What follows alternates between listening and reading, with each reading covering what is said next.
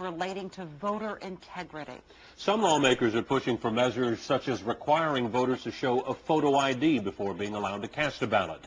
Another bill would criminalize anyone who delivers a ballot for someone unable to drive to the polls. Now, with so much emphasis on one vote for one person, you'd think lawmakers would make sure they follow the rules, too. In tonight's CBS 42 Investigates, Nancy Wilson found out many don't. It's a record vote. Clerk, please read the bill. This is State Representative Debbie Riddle. She authored the bill that would require voters to show a photo ID. Clerk, bring the bill. It's a record vote. It's all about integrity. Record vote. But the integrity of one person, one vote doesn't apply at the legislature. We found many lawmakers vote more than once. Take a look. Riddle votes, turns around, votes again for State Rep Temple. Rewind. And watch the men on the screen. Elkins goes to vote for Merritt, but Hancock is faster. Elkins heads back to his desk, but before he can vote, Joe Crabb turns around and beats him to it. There is so much going on during the vote on the HPV vaccine mandate, you really have to pay attention. Start with State Rep Hamilton at his desk. He leans over to vote a second time for his desk mate, Dan Branch. Then reaches back to vote for Charlie Howard and casts a fourth vote for Wayne Smith. He's not the only one scrambling to vote.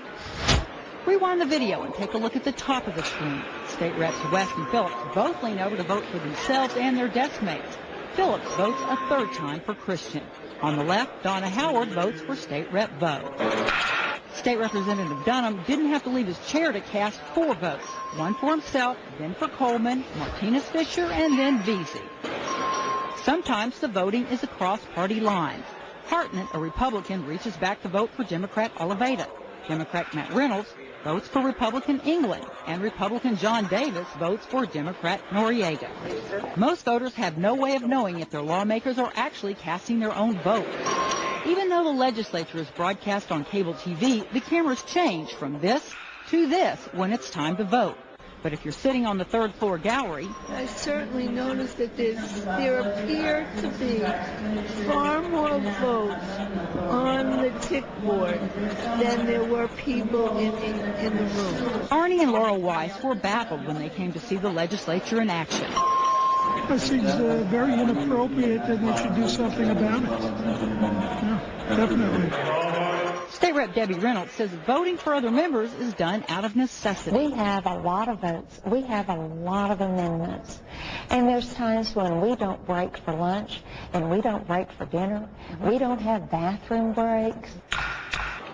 Necessity or not, one thing is clear. They aren't supposed to be doing it. According to the official House rules, written, voted, and approved by lawmakers at the beginning of the session, any member found guilty by the House of knowingly voting for another member on the voting machine shall be subject to discipline deemed appropriate by the House. Clerk, bring the bill. It's a record. So, should lawmakers do it? Well, there's no question. At face value, it seems a blatant affront to their own rules.